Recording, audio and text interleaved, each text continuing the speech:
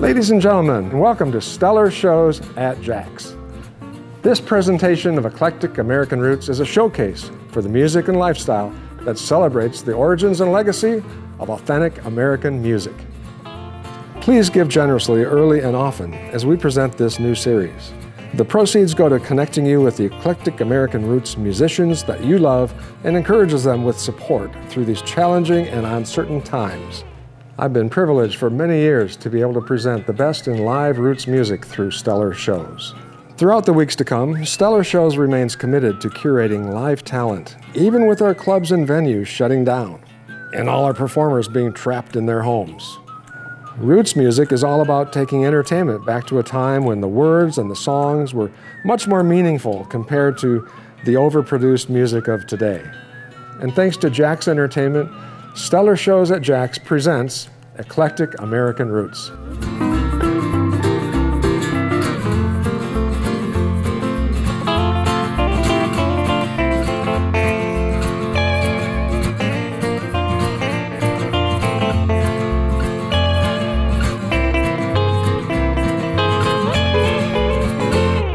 Well, I'm going downtown, get a rocking chair. When my baby gonna rock from here, 'cause you know how to rock me. Oh, hi. Welcome to Stellar Shows at Jack's. In today's episode of Eclectic American Roots, we're going to reach back to the 1950s and see an early television series that presented the roots of country, rockabilly, and rock and roll. This show aired every week for over a decade in Compton, California, of all places. We're going to take you back to those thrilling days of yesteryear. The Town Hall Party is on the air.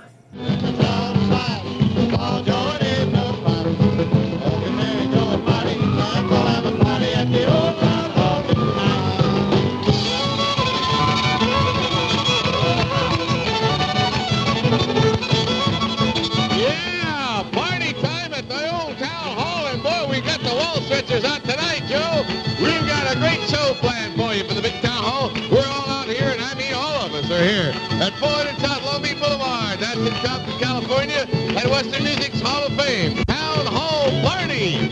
We got guests tonight. Don't attempt to adjust your TV screen. These shows were shot way before high def and Wi-Fi came into the picture. Now, the MCs of the Town Hall Party were country star Tex Ritter and Jay Stewart. But always there, adding youthful energy and enthusiasm to the show, were the Collins Kids. We'll have a special tribute to the Collins Kids later in the show. The Town Hall Party featured many of your favorite artists that were just getting started back in the 1950s. Johnny Cash, George Jones, Wanda Jackson, Merle Travis, Marty Robbins, Hank Snow, Eddie Cochran, and Carl Perkins, just to name a few. Even Lefty Frizzell made the LA country and rockabilly scene back when smoking was a little more socially accepted. Of course, now I would like for everyone to kind of light up. I guess I'll take a walk tonight. I know that I can't sleep, and I won't go to bed at all. I just lay there and weep. Instead, I'll make our favorite spot. That's what I think I'll do. I got to smoking cigarettes, drinking coffee. The Town Hall Party was California's largest country music barn dance, rivaling the Louisiana Hayride and the Grand Ole Opry for regional popularity. Crowds numbering up to 2,000 would fill the old town hall. This live show was more than just musicians on stage entertaining. The theater sat 1,000 folks in front of the stage, and at the same time, another 1,200 or so would be dancing in the rear of the huge ballroom. The show had its own cast of regular performers and musicians, with a house band that was a who's who of the West Coast scene. Legends like Joe Maphis, Merle Travis, Skeets McDonald, Johnny Bond, and Tommy Duncan. After 6 years, the Town Hall Party changed its name, but it stayed at the same location. Hi, I'm Lori Collins, and I'm meeting my brother Larry on Ranch Party. Let's all go. When it became known as Tex Ritter's Town Hall Ranch Party, capitalizing on the many popular TV westerns of the era. The show became syndicated in 1958, running for 4 more years. Tex Ritter was still the host, and the Collins Kids became co-hosts. Competition for television viewers was more intense as the 60s began, And a large cast of recording artists was no longer viable because TV viewing habits were changing. The short-lived golden age came to a shuddering halt.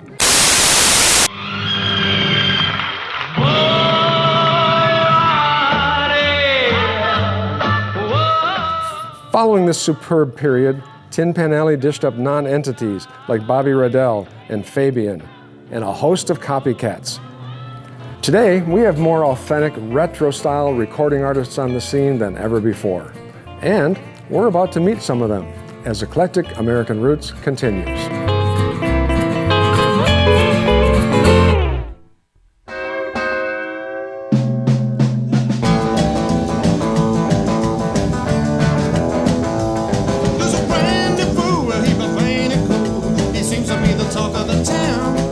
Today's host is Big Sandy, who, along with his signature band, the Fly Right Boys, has been a key figure on the worldwide rockabilly and roots circuit for more than 30 years.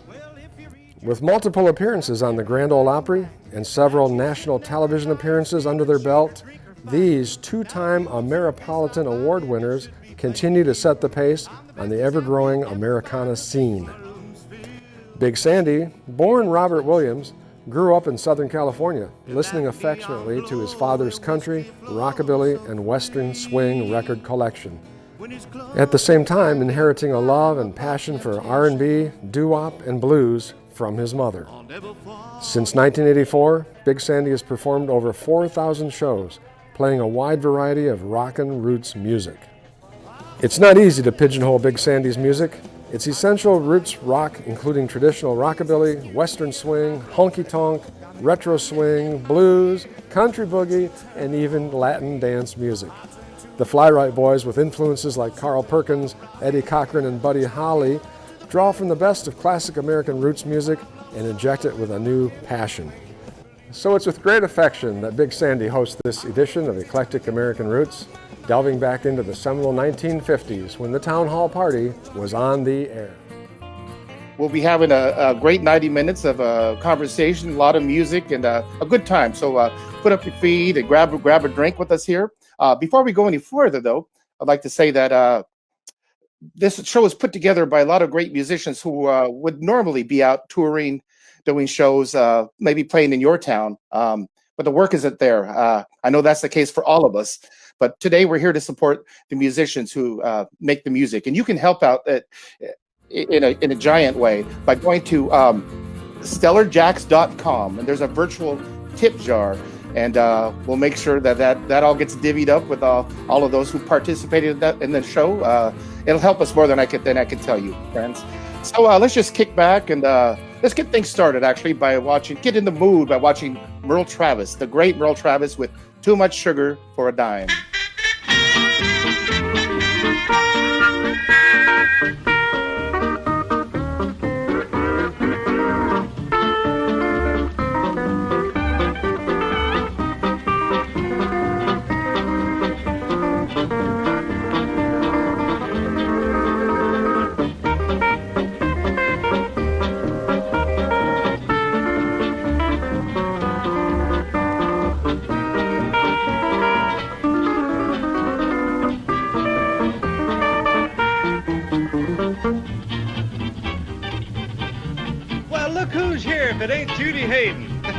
Hello, honey. Oh, hello, Travis. What's the big boast today? Have you bought the London Bridge? Oh, that little old thing. I just purchased Fort Knox. Now, if you'd like a new mink coat or something like Wait that. Wait a minute. That's too much sugar for a dime. You're always handing me a line. That happens in the best convertible. Always brag about all you got, a swimming pool and a fancy yacht. I'll bet you don't know nothing about a boat. They float. That's too much honey for my hide. What's your buzzing queen bee? All you do is pitch a lot of jive. See what I mean? Well, I know, honey, I've done you dirt, but you can wipe your shoes on my silk shirt. That's too much sugar for a dime.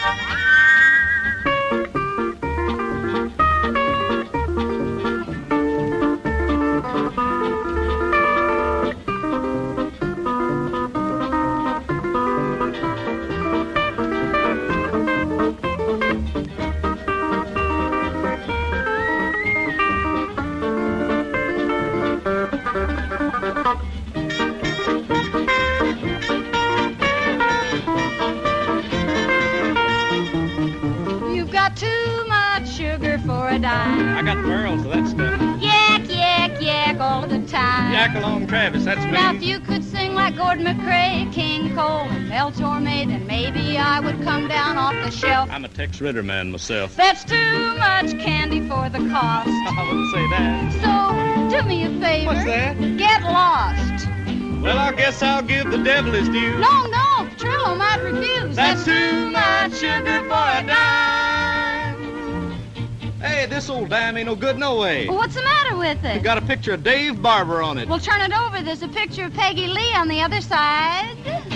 That's too much sugar for a dime.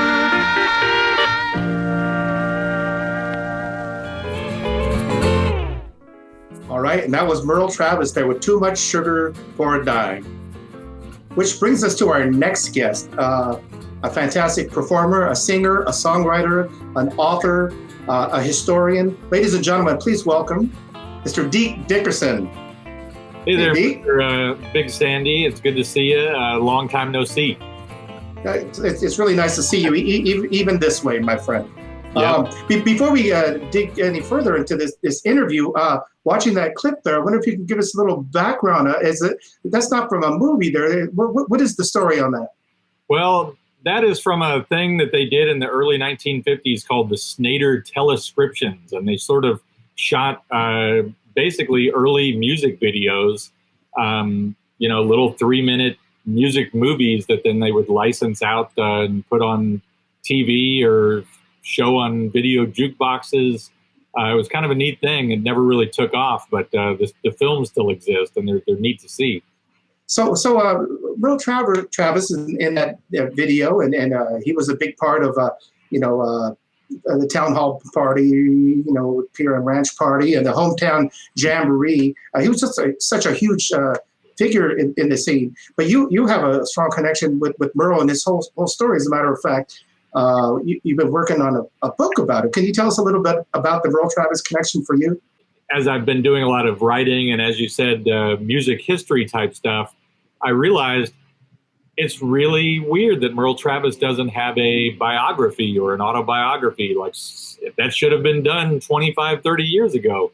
And so I sort of started making some questions and inroads, and I got connected with his 2 living daughters who live here in Southern California, Merlene and Cindy. And I started talking to them, and eventually we wound up signing a thing with BMG Books. And so I'm writing this Merle Travis book that's going to be out hopefully by the end of the year. I wonder, from your fingers and your guitar, could you give us a little flavor of Merle Travis? Yeah, absolutely. And we've just kind of been jumping into this sort of assuming that people know what we're talking about. But in case people are not familiar with Merle Travis, he was a guitar player who had this thumb style. And I'm not really a Travis picker, but I'm going to try playing with a thumb pick, like a real Travis picker on this. He was a songwriter. He wrote the very famous song that's Tennessee Ernie Ford had a huge hit with, 16 Tons. He wrote a song called Dark as a Dungeon that was also about coal mining that's been covered by Dolly Parton and a million other people. He was just a very influential songwriter. And then he was just this entertainer, he was this character, and why he worked so well on TV is he just had a very strong personality. He was funny. He could draw amazing cartoons. He was an inventor. He could repair wristwatches. He just had this long list of kind of amazing things that he could do. So what I'm going to do right now is one of his songs that doesn't get covered very much. And I've been doing this in my band for quite a while. It's a little thing called Turn My Picture Upside Down. And like I said, I'm really not a Travis picker, but I'm going to try doing a little bit of it for you right now.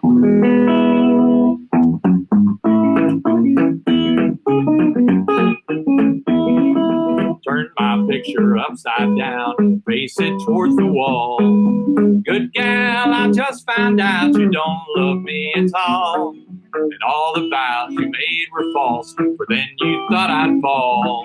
So turn my picture upside down, face it towards the wall. Though you're leaving, I'm not grieving. Get down upon your hands and knees and crawl. Now just don't think I'm here to pout. No siree, I'm here to shout.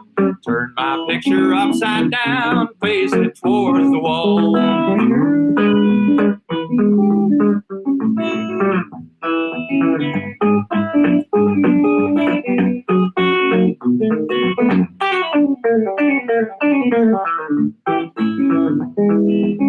going to interrupt this real quick. If we have any guitar players out there and they want to steal a lick, you're looking for a lick to play over the 4/4 diminished 1/6-2-5-1 turnaround. Merle Travis came up with the most genius lick ever for that. Okay, here it is. I got to start it again. Now I can do just the same as you, now that we're not bound. Good gal, just to watch my smoke, I'm really going to town. And even though I feel so sad, know that I will bawl.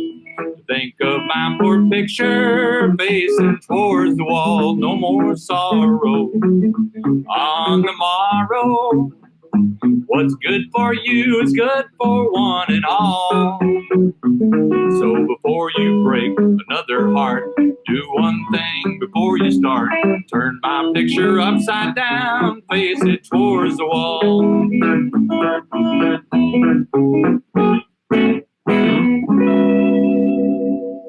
Yeah, well, that's fantastic. They say a picture paints 1,000 words. Well, seeing somebody perform musically right in front of your eyes like that, that's worth at least 1,002. Well, I appreciate you saying that. And you know, I will say again, I'm not really a thumb picker, but I did try to do it there. Can we get a little taste, maybe a story from the book that you can share with us? Yeah, absolutely. You know, Merle was a genius. Undoubtedly, he was a genius. But he also had this side to him that he was kind of a screw up. You know, he had a lot of problems with, he had some sort of undiagnosed mental thing. It was probably bipolar disorder or something like that. He was based in Cincinnati during World War II, and he had a band called the Drifting Pioneers. And World War II kind of broke up the band. He tried enlisting in the Marines for a short time in 1943. The Marines just sent him home. They just flat out rejected him, basically because of his, you know, whatever undiagnosed mental problem that he had. So he came back from being in the Marines about 5 or 6 weeks. His first marriage was completely falling apart. He didn't have a band anymore. And he just said, screw it. I'm going to borrow $10 from everybody I know here on WLW in Cincinnati. And I am going to catch a train to California because Smiley Burnett was out here in Cincinnati in the frozen weather. And he said, man, I'd rather live on lettuce in California than eat caviar in Cincinnati. And so Merle just borrowed some money from his friends and he got on a train, and he literally just got on this train with a guitar and no change of clothes or anything. And he got to Union Station in downtown Los Angeles, went across the street to one of these kind of flop houses, and he didn't have any plan. I mean, that was it. He just, I'm going to go to Southern California because I heard it was great. And he knew 2 people that lived out here. One was a guy named Wesley Tuttle, who was a famous kind of singer. And the other guy was a fiddle player named Charlie Linville. And he got here to California, and Wesley was the only one that was listed in the phone directory. So he called up Wesley and he said, hey, Wesley, I'm here. And, you know, Wesley retells the story thinking that, oh, well, he thought maybe Merle had like set something up and he had something lined up. But no, he didn't. He was just in this flop house in downtown Los Angeles. So Wesley went down there to see him, and he's like, well, where's all your stuff? He's like, this is it, you know, and he's got his socks are drying out, like hanging up from this like one light bulb in this flop house in downtown LA. And Wesley said, man, we got to get you out of here, man. This is ridiculous. So Wesley brought him to the San Fernando Valley, which is where Merle would spend the next 20 years, basically. And within the next few days, Wesley Tuttle introduced Merle to the Sons of the Pioneers and Roy Rogers and, you know, Stuart Hamblin and all these people who had radio shows and who were doing things. And so basically within a week or two, Merle Travis was firmly hooked up with all of the California West Coast country music people. And it was on from there. It was like, here's this incredibly talented guitar player and singer, and he's showed up at exactly the right time where there's all these swing shift dances that are going on in the height of World War II. And it just kind of took off from there. You know, within a year or two, Merle was signed to Capitol Records. It was also like a brand new business that was taking off here in Los Angeles at the time. And he was making records, and he was on 3 or 4 different radio shows a day, and then playing on 2 or 3 dances every night. So he had this knack of screwing things up and then figuring out a way to just make some sort of triumph out of that. And he did that 2 or 3 times during his life. So that's how Merle Travis got established out here in Los Angeles. Well, I can certainly relate to that. Well, at least half of that, the screwing up part. Hey, man, I'm right there with you. Well, thanks for whetting our appetite on your upcoming book. We can't wait for that, and we can't wait for the movie that's going to be made from the book. Well, that's the idea, you know. Well, I'm sure. I hope it'll happen. I think it will. To take you out, I'm wondering if there's do you have any video clips of yourself playing doing a Merle Travis song? Yeah, well, there's a song that he did in 1947 for Capitol Records called Merle's Boogie Woogie, and I've been doing that song with several of my bands. So let's see a video of me doing that one right now. Here we go.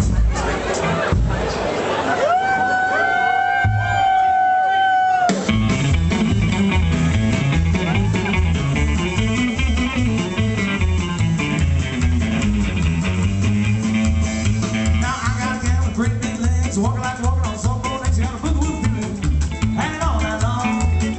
When I get that feeling, I'm all let me go home. Here I go.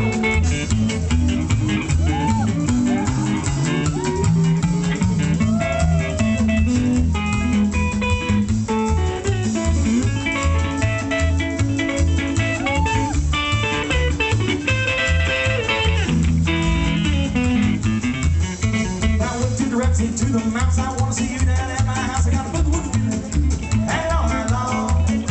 When I get that feeling, both sample, I gotta hear you one more time, man.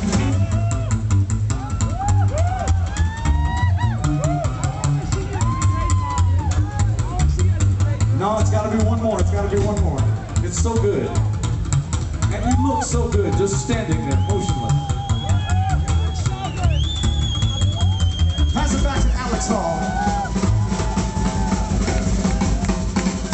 One more time, how about a hand for these guys?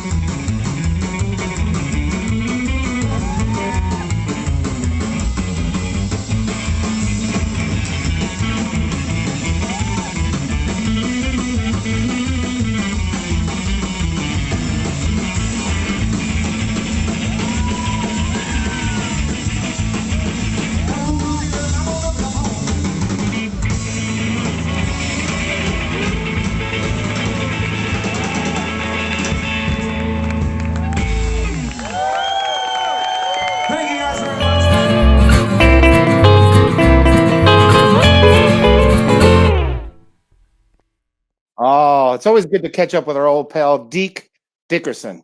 All right. I'll tell you, and there's a lot more of that ahead right here on Stellar Shows at Jack's, Eclectic American Roots. Today's edition, Town Hall Party Boogie.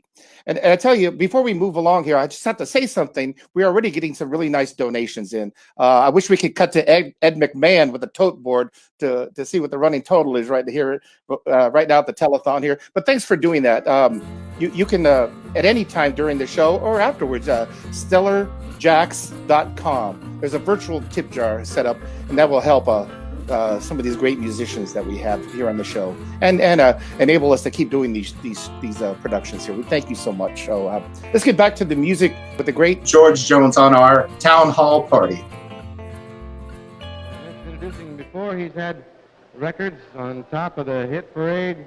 Every one he's made in the last 3 years on the Mercury label. Let's bring him out to sing some more of his fine tunes. Our guest tonight, George Jones. How about a hand, huh? Here's one we hadn't did in a long time around this part of the country. It's an old tune, but we'd like to try it again. It goes like this. Oh, you said you was my baby, now I know that you're my baby, but it seems to me you feel like old line. If you want to be my baby, then you gotta be my baby. You can't keep a finger in two different pies. I remember how you pleaded, and you told me that you needed my love, and I believe it's bound to down. So if you want to be my baby, then you gotta be my baby, and you gotta lay them kissing cuddles out. Well, when you're high stepping, I'm crawling low. I get suspicious, and I'm gonna tell you so. If you want to be my baby, you gotta be my baby, and be nobody's baby but mine.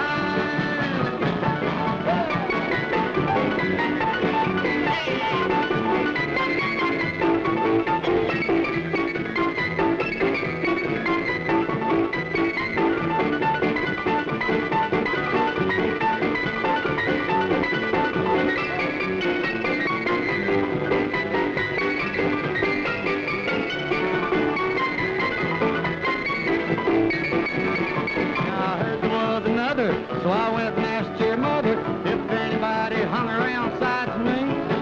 She gave me no satisfaction, so now I can't take no action, but I think that I'll just hang around.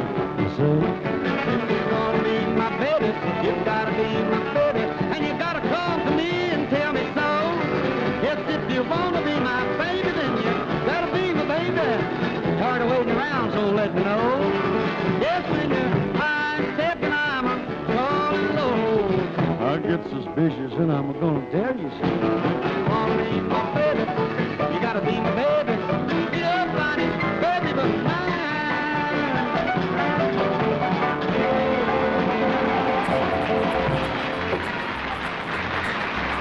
And that was a very young-looking George Jones on our town hall party. And now, friends, we'd like to take you to a man you know from the band High Noon, coming to us live from Revere, Massachusetts, Mr. Shaun Young. Welcome, Shaun. Hey, Big Sandy. Thanks for having me. So from Austin to Boston, it was when you were in Austin that we kind of first started hanging out. Every time our band was playing in Austin, Texas, we would always stay with you there at your place. How has that move been for you? Are you still adjusting to that? No, it's it's an adjustment, that's for sure. Before I moved out here, but I never lived in Boston or on the East Coast, and here I am. So, it's an adjustment. But I mean, I like it out here. New England's cool. There's a lot of history and a lot of cool things to go see. But I do miss Texas, to be absolutely truthful. I miss Texas a lot. Even though Austin has changed so much, as you know. Although you're living out there in the Boston area generally, I know that you'll never, that Texas will never leave your soul. And we were thinking about tying this in with one of the guys who used to be a guest on the town hall party from time to time whenever he was passing through town, Mr. George Jones. Now, I was wondering, did George Jones ever have any influence on your music? Oh yeah, big time. I mean, especially him being from East Texas, which spent a lot of time in East Texas, the area that Wilmot, Port Arthur area, the Golden Triangle, they call it, where so much great music came from. All right. Well, I have to say this because when all of us guys were coming up within the rockabilly world, you were one of the first guys that I know who was exploring the country shuffles and some of this the honky tonk sort of thing. So I really respect that in you. That now later a lot of us are kind of discovering some of those sounds, but I think you were a little bit ahead of the game in that regard, Shaun. So hats off to you on that, man. We were lucky to be where we were at in Austin. We got to go see Don Walzer, Junior Brown. When we found Wayne Hancock, we were all like, holy cow. I mean, Wayne, we used to play an old honky tonk called Henry's Bar and Grill, which was kind of the epicenter of all that old country influence and all the young guys. Because Jimmy Day played steel there about 3 nights a week. I mean, Jimmy played with everybody. He was a steel player in the Louisiana Hayride. Now, Shaun, we're all wondering if maybe we could get a song out of you. Can you play us a little something? I could probably. I just have about 10 or 12 guitars laying around here. So. Red Hot Daddy record from way, way back, but it's a fun song. I like singing. It's called One More Drink. It's like this. One more drink. And turn out the light. Hope the memory will leave me alone tonight. But I know she'll come calling before night turns day. Knocking at my mind's door, how can I turn her away? And just to forget, as alone I sit, is the task at hand for me and the wine. As I stare at the glass and fill it to the top, I pray, please, Lord, give me the strength to stop. But then one more drink and turn out the light. Hope her memory will leave me alone tonight. But I know she'll come calling before night turns day. Knocking at my mind's door, how can I turn her away? And one more drink and turn out the light. Hope her memory will leave me alone tonight. But I know she'll come calling before night turns day. Knocking at my mind's door, how can I turn her away? Well, Shaun, it's been really nice hanging out with you here today on Eclectic American Roots. Thank you, brother Sandy. Thanks for the kind words, and you all be safe out there too. This is a clip that we got from our buddy Mark Seagraves in Washington, D.C. He put this show on at a place called Hell's Bottom. And it's a tune off of my last record, the Moving record, called I Plead the Fifth. God bless y'all.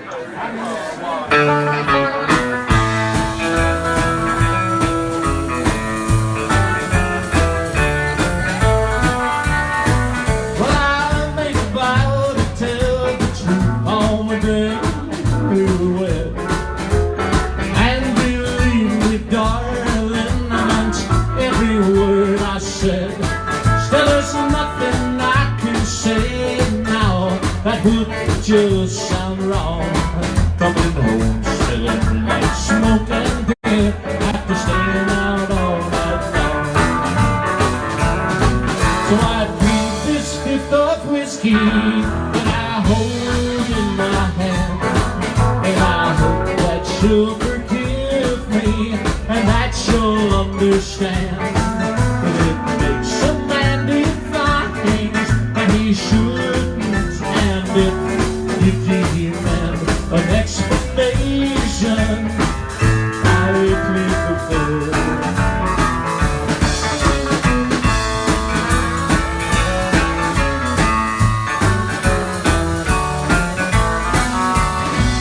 So now I plead my case, and it's all I can do to convict or acquit. Well, I'll just leave that up to you. Nothing really happened, and I hope you get my drift. But if you want more information, well, I plead the fifth. And I plead this fifth of whiskey that I hold in my hand, and I hope that you'll forgive me and that you'll understand.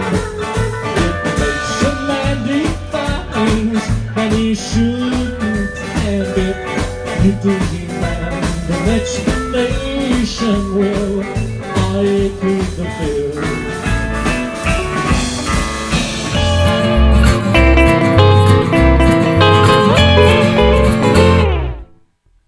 It's Carl Perkins. Here he is. Bring him out. Hello.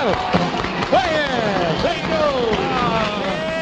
Well, I'm sitting here wondering would a matchbox hold my clothes. I what? Matchbox hold my clothes.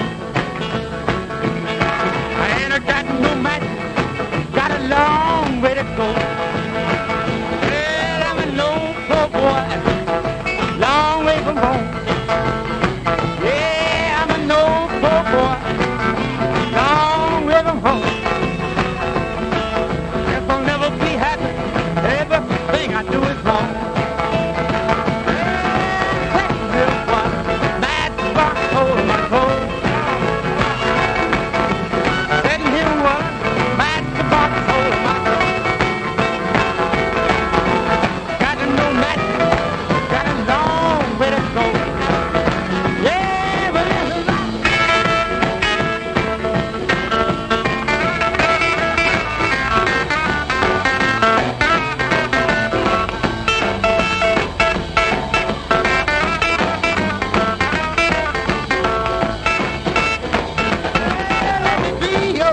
Dog, tell your big dog come.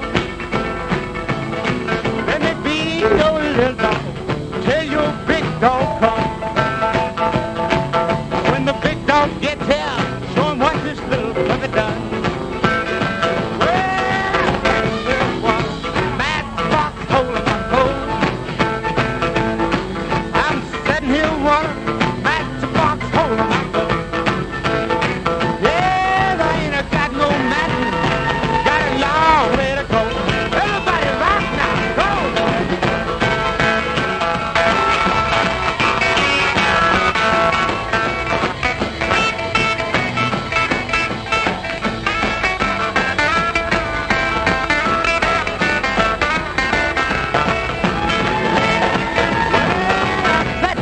What? Matchbox hole in my coat. Yeah, sitting here wondering, matchbox hole in my coat. I ain't got no match, got a long way to go.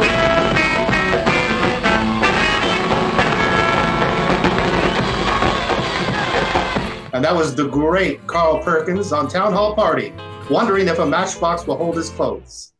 Speaking of clothes, cool cat clothes, we're going to take you right now live to Mr. Eddie Clendening. Welcome, Eddie. What's going on, Hoss? How you doing over there? Things are going all right, man. Thank you for stopping by here on the Eclectic American Roots program. Eddie, we've been knowing each other a long time within the musical world. We're kind of both doing the same thing, just kicking around in the trenches. But you had something that happened to you along the way that kind of ties in with the cat that we just saw there on video. You found yourself working with a $1 Million Quartet production. And of course, you played the Elvis role in that, but also portrayed Carl Perkins and Johnny Cash and Jerry Lee Lewis, of course.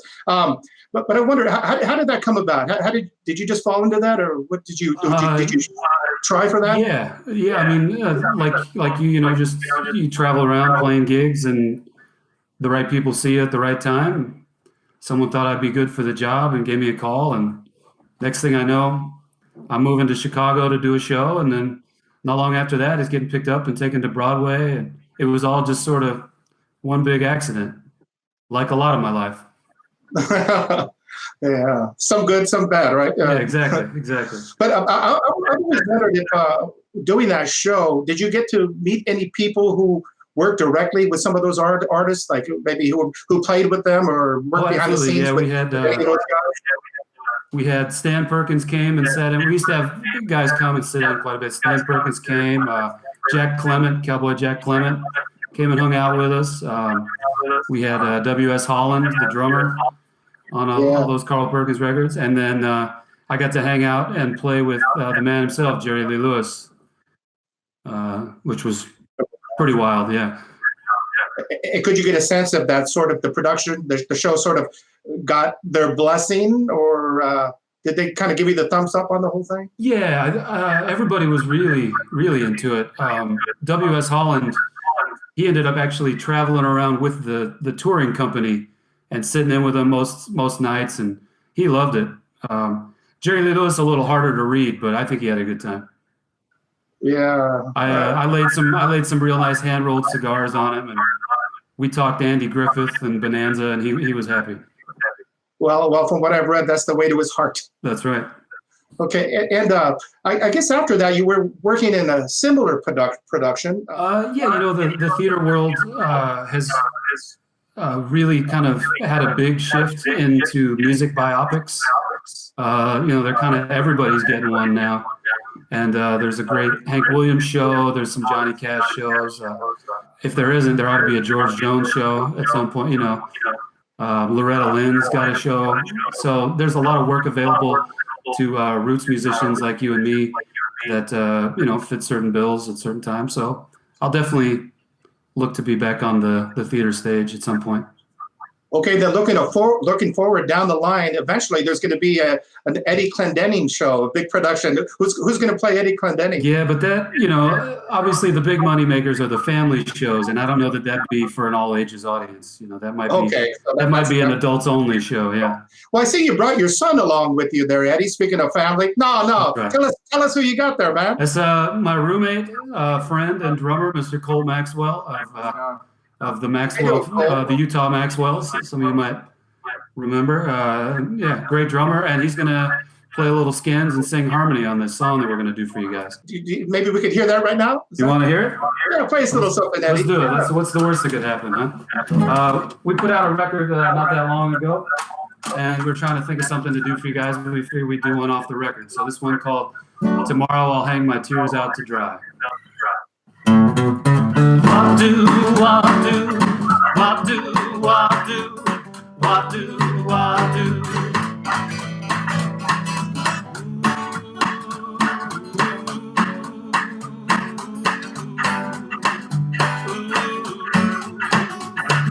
Tomorrow I'll hang out my tears to dry. Now that we've said goodbye, I know I will surely cry. Tomorrow I'll hang out my tears to dry.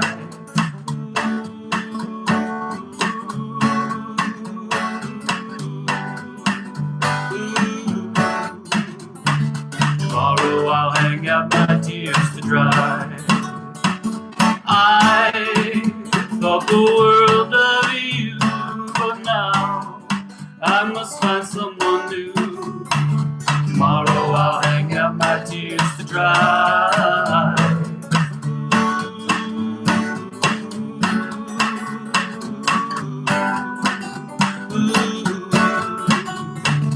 Tomorrow I'll hang out my tears to dry. What do I do? What do I do? What do I do? Love me so, if you did, why did you let me go? Tomorrow I'll hang out my tears to dry.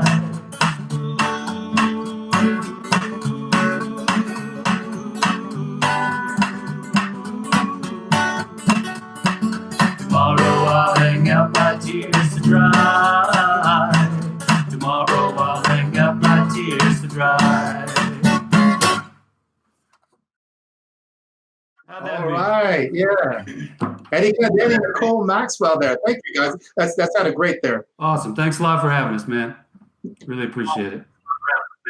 Now, just like all of us, we've all lost any bookings that we had on the horizon indefinitely. So I'd like to remind people listening at home, if you enjoyed that, if you enjoyed any of this program, or all of it, hopefully, make sure you follow through with maybe a donation. Anything you can do from your heart would be great. If you can't do that, once you see this, it'll be archived and you can share it with other people. And that will help a lot itself too. None of us know when our next show is going to be, but are there any big shows you might have coming up further down the horizon that you think might still be okay? Or well, getting back to the theater stuff, actually, I was booked onto a version of $1 Million Quartet that has pushed back into the fall now, but I've kind of had my fill of doing Elvis Presley in that show, so I'm going to be coming on as Johnny Cash for a little while on that one. All right. Yeah, it's a little something different, but still familiar.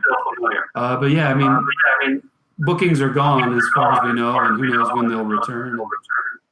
Just hoping for the best. Hopefully we can all be back to entertaining and doing what we do. as soon as possible because I'm going a little crazy. Is there anything you'd like to let the people know about? Anything new? Well, we're always working on new stuff, but we got our latest release, which that song we played just now is on it. A little thing right here that we're hawking. So if anybody out there needs a coaster or perhaps an ice scraper for the winter months, this CD works great. And you can contact me through Facebook or Instagram or whatever, and I can send one to you. So Eddie, you mentioned that you looks like you're going to be playing Johnny Cash in the next go round. I'll tell you what, I got a clip of me and the boys playing back at Spike's in Rosemead way back when. I know a place that you remember well, I'm sure. Yeah, man. Well, we'll send this one out to Brando von Badsville. And, there you go. Anyway, thank you both. Thanks, Cole, and thank you, Eddie, for being on the show. We'll see you around soon. Thank you, and thanks to Christopher for putting this whole thing on, man. It's really great. Good luck, everybody. Stay safe.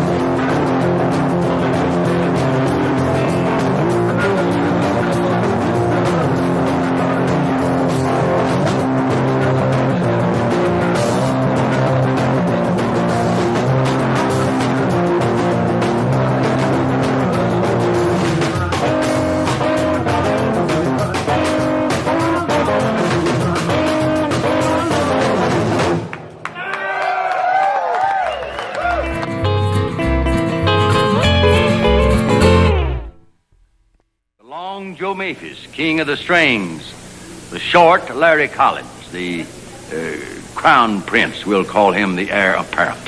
Here they are under the double eagle.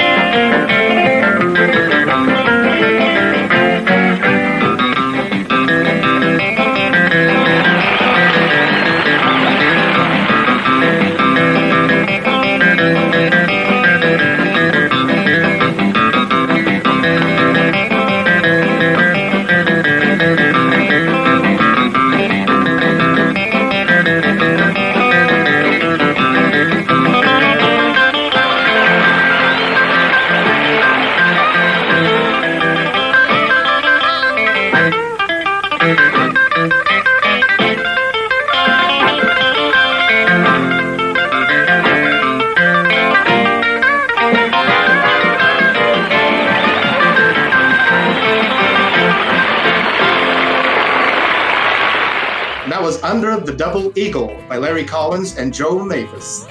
Now we'd like to bring on a guy who was a founding member of the Surfaris, Bob Berryhill, who along with his wife, Jean, as young people, actually attended Town Hall Party, and it ended up influencing their own music in the surf realm. We'd like to talk to them now about that. Yes, well, the Town Hall Party was definitely influential. My parents were into country western music, and Jean's parents were also into that. So they took us down there to see the Larry Collins and Laurie show. And it was supposed to be a facsimile of the Grand Ole Opry, where you had a big church building, but this was basically a big store building. The front of it had large black timbers and a tower up one side, as I recall. And you walk in and it's a TV studio. The stage was kind of small and the audience was packed together, but you could dance. A big family expression of everybody just loved being part of the show. Just Joe Maphis and all the other performers were just fantastic. I personally concentrated on the Joe Maphis and Larry Collins as an instrumentalist. That's what I loved about it. Do you think their style of playing, their approach to playing, ended up influencing what you did in surf music? And maybe, if so, maybe you can demonstrate some of that for us. Yes, I basically, the songs that we wrote, some 17 songs of the Surfaris, there's a few songs we wrote that really are reminiscent of that. You want me to play a couple little things? I'll just show you one that's really one of the first ones we wrote, Surf Scene.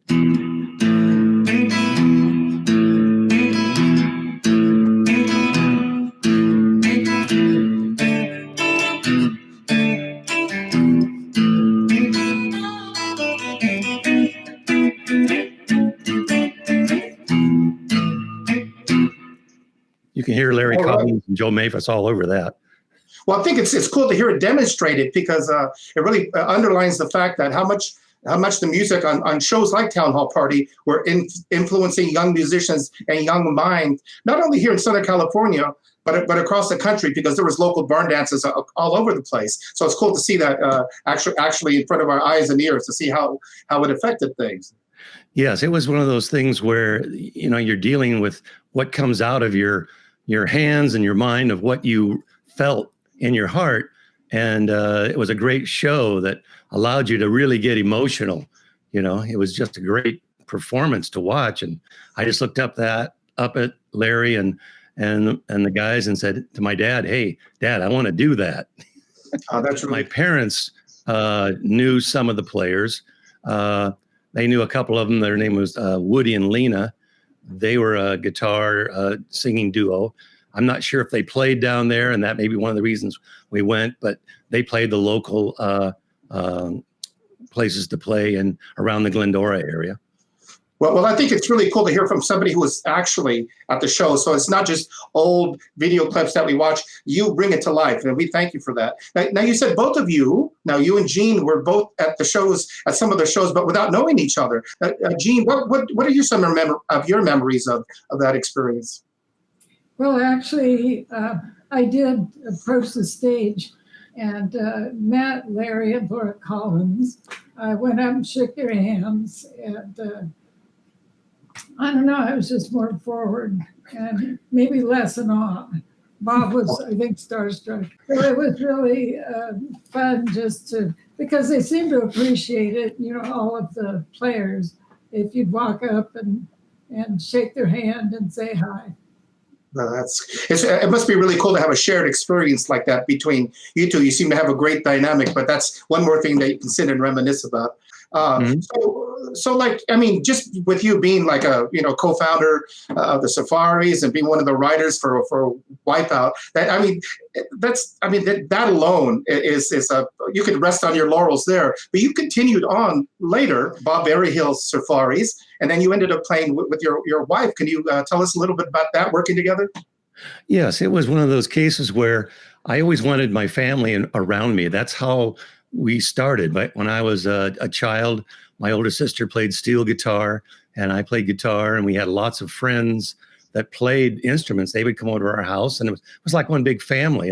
And later on, when The Surfaris, like anything else, you kind of go in and out of style, but I've kept playing all through these years, basically getting the opportunities to play wherever I could. I did a lot of things that were recital type things, but the idea of the Surfaris came up and we started playing local dances.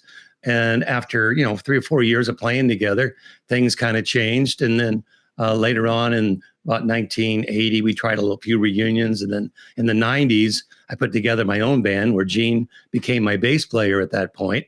After we traveled in Europe for about 11 weeks with about 11 or 12 people, we toured around there and then came back and put a band together that has been playing regularly since 1990. Well, maybe you can give us a little example of some of the stuff you've been playing together, Yeah, let's do that. And tell us a little bit about what you're going to play there. Yeah, we're going to do Ramrod, okay? Great. All right, we'll do the Dwayne Eddy version, which I saw Larry Collins play and Joe Maphis play. So here we go. 1, 2, 3, 4.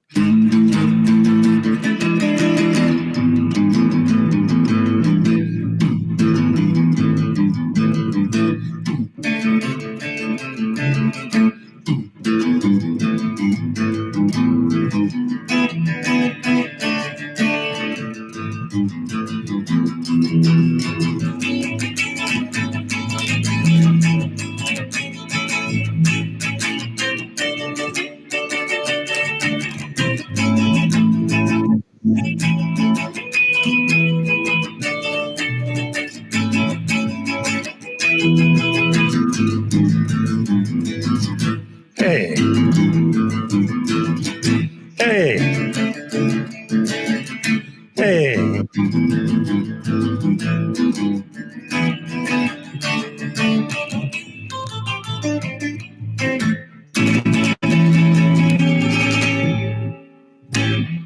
Well, all right, that's great. Have a little money in the tip jar for these two, huh? All right. I tell you, well, we thank you for coming on to the show today, for taking the time out of your day to appear with us here. And like I said, just being a living example of the legacy of Town Hall Party right here on Eclectic American Roots. Thanks, both of you. Thank you, Gene, and thank you, Bob. Thank you very much. Appreciate it.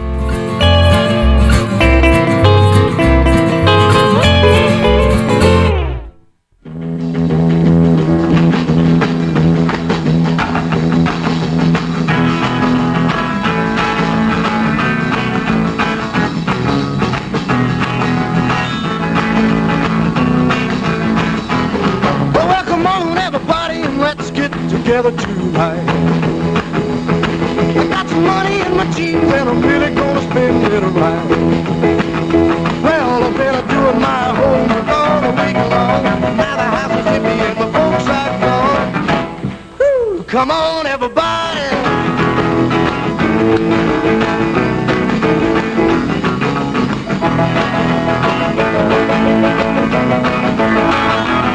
Well, my baby's number one, but I'm gonna dance with 3 or 4. And the house will be a-shaking from the bare feet of slapping on the floor.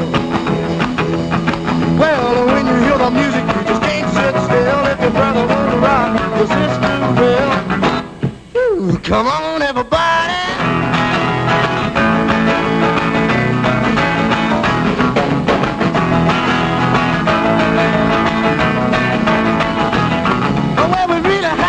But we gotta put a guard outside. But if the folks come home, I'm afraid they're gonna have my hide. There'll be no more movies for a week or 2. No more running around with the usual crew. Who cares? Come on, everybody.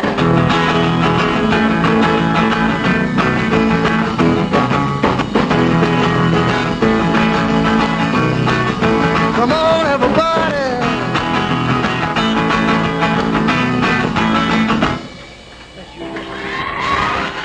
Right, and that was the amazing Eddie Cochran on Town Hall Party with Come On, Everybody. And now, come on, everybody. Move a little closer to your phone or your screen, or however you're watching. We're bringing in some longtime heroes of ours, longtime heroes of mine, to tell you the truth. The Rockin Rebels. We got Eddie Hill and Jerry Prefontaine of the Rockin Rebels. How you doing, guys? Doing fantastic. How are you? Doing great. Doing great, Big Sandy. Thank you. I'm doing well, man. Thank you for taking the time to join us here on Eclectic American Roots. I grew up at a time in the 80s where the Rockin Rebels, you guys, you were just like the kings of the scene. You moved a lot of our hearts and minds and swayed us you swayed me in the direction that I've been going to want to play music that is connected with the rockabilly roots and traditional style music. You were my influences. You, my friends. That's scary. But you guys, what drew you to the music? Were you moved by guys like Gene Vincent and then Eddie Cochran, who we just saw, and some of the artists on shows like Town Hall Party? Yeah, they're really, really fun times, and when we think of Big Sandy being just a youngster and where he's grown to be a world famous artist, it's really awesome that we're sitting here doing this. I mean, unfortunately the time that we're in, but this is really cool. And for me, with Eddie Cochran, it goes back even further.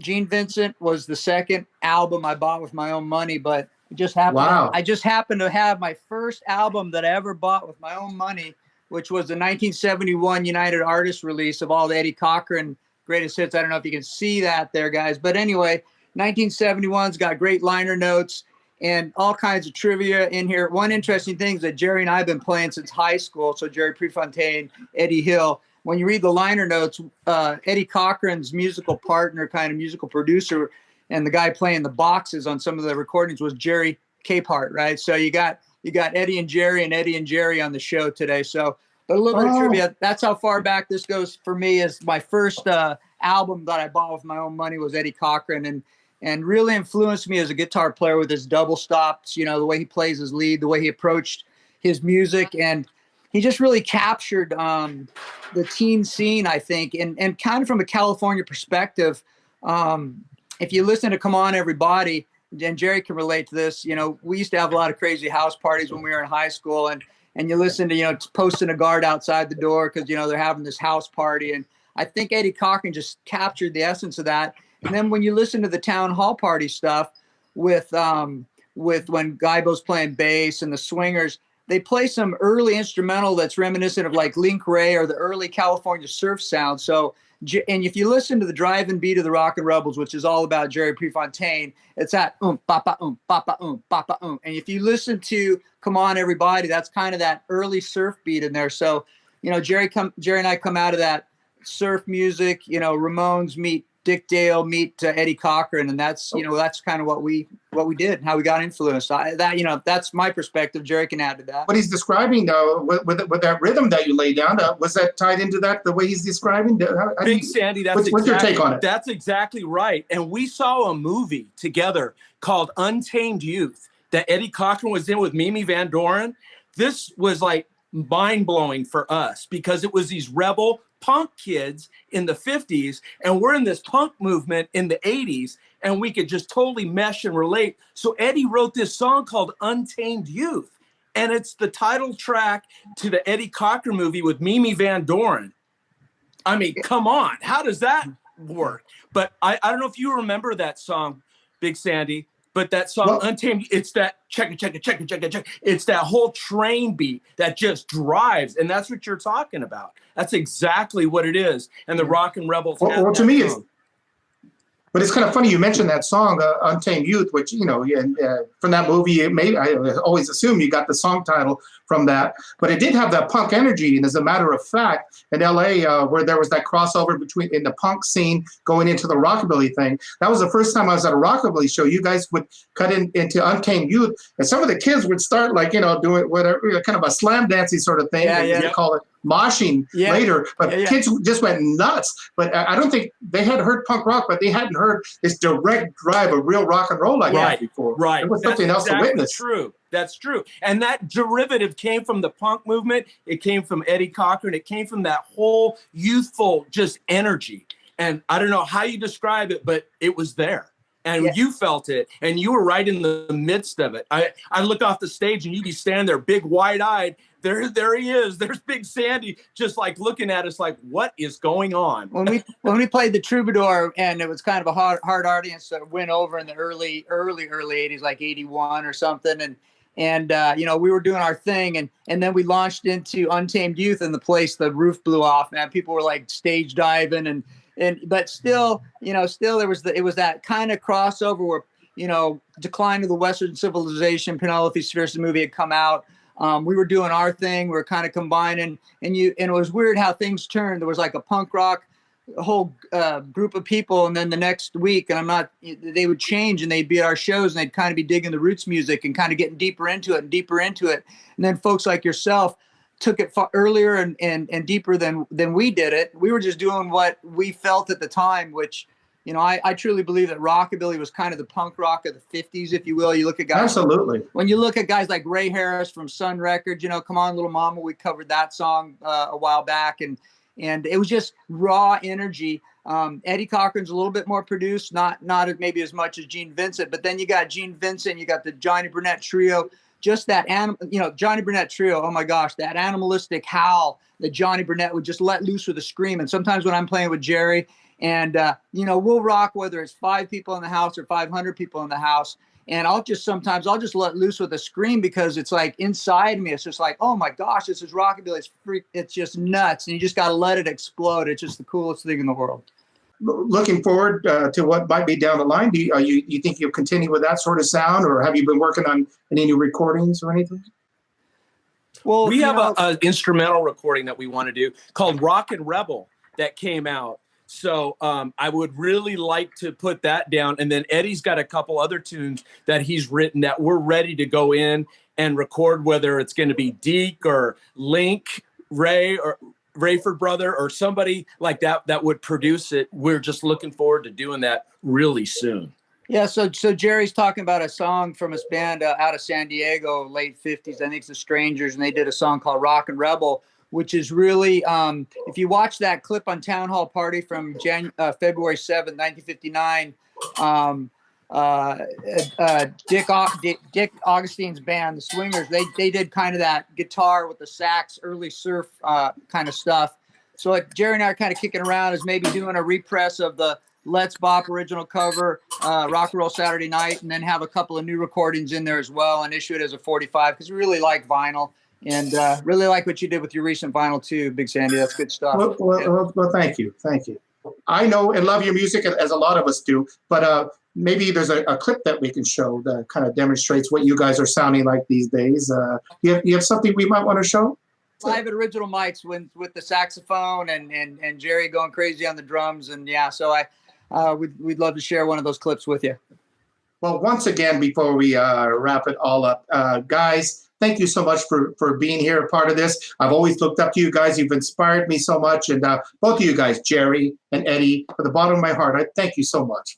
Thank you, Big Sandy. You've been a wealth of information to us and helped us, and just love following your career. It's just been great seeing you again. Thank you so much for having both Eddie and the Rockin Rebels.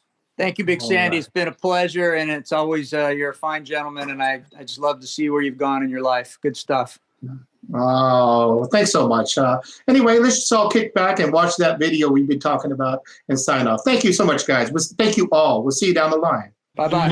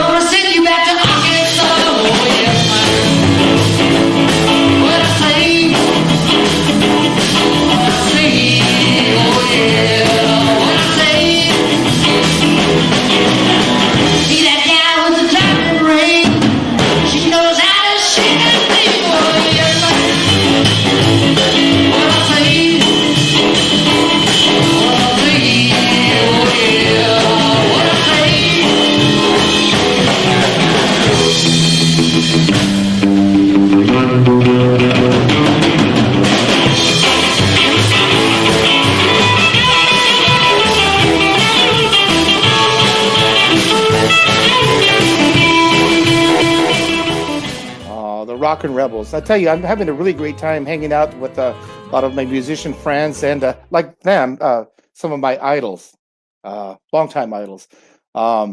If you're enjoying this like I am, and I know you are, I've been watching the comments here. Once again, you can really help out here. StellarJacks.com. There is a virtual tip jar that's set up. And thanks so much to those of you who have already donated. But that site will be set up, and once again, it goes where it should go, to musicians who have, who could really use the help right now. We're going to hand it right back now to the guy who put this all together, Christopher Burkhardt. Here he is with a little bit about the Collins kids. I don't like cake, I don't like pie, I don't like sweets, and I'll tell you why. 'Cause I'll see you, baby. Historically credited as originators of rockabilly music in the 50s, Tulsa-born siblings Larry and Lori Collins entertained audiences around the globe as the Rockin' Rollin' Collins Kids. Lori won a talent contest at age 8, and the siblings soon started a musical duo, with Larry playing guitar. As early as age 10, he was considered a whiz kid on the instrument, and the pair excelled at singing blood harmonies. As rock and roll came into vogue, the Collins kids moved to Southern California and adapted easily, making an impression locally on television, particularly the Town Hall Party program, beginning in 1954. As teenagers, the precocious pair appeared weekly on the show hosted by country star Tex Ritter and Jay Stewart, who would go on to host The Price is Right. While the beautiful Lori belted out rock and roll with the authority and experience of someone twice her age, her lightning-fingered and quite hyper younger brother Larry twanged the double-neck Mosrite guitar like a master. His ferocity and athletic dance moves were legendary even then. When the syndicated version of the show began, it was called Tex Ritter's Ranch Party, and the Collins kids were named co-hosts. This was in 1957. It was on Town Hall Party that teen idol and TV star Ricky Nelson first saw Lori Collins. Before long, she became his first steady girlfriend. And The Adventures of Ozzie and Harriet show featured the Collins kids performing in 1958.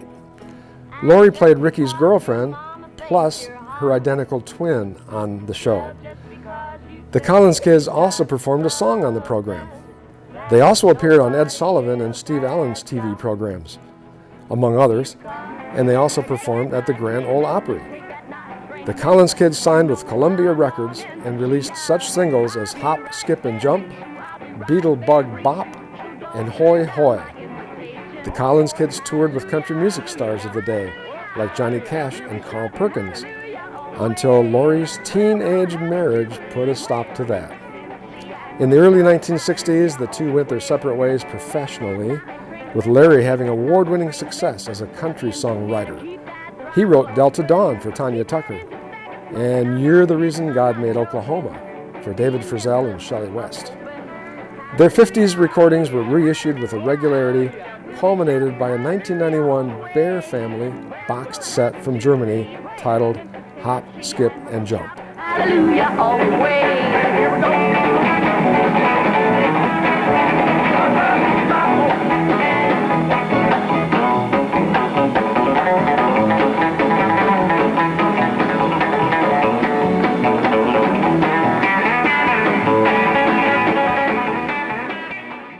And with Hop, Skip, and a Jump there, the Collins kids. And carrying on the family tradition, Mr. Dakota Collins. Good to see you, Dakota. I'm wondering if you have any shared experiences that you'd like to talk about.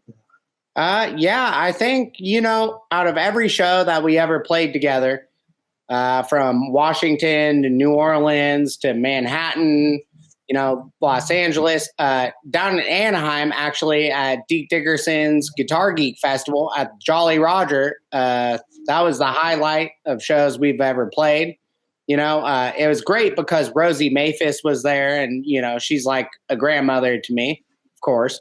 But my grandfather, Larry and Lori's father, was a welder in San Ynez, California, after they moved back up from Los Angeles, and he actually welded together the chandeliers in that place, and they demolished it. And I'm sad to say I wasn't able to grab one beforehand. So, oh man, that would have been cool to have that. I remember like when they first started bringing you up. This little kid who shared the Collins name, getting up to play bass. But now you've made a name for yourself, you know, as Dakota Collins. And it's almost secondary that, oh, yeah, he happens to be related to the Collins kids. Do you keep that thing in your heart that you're carrying on a family tradition, or are you just doing your own thing?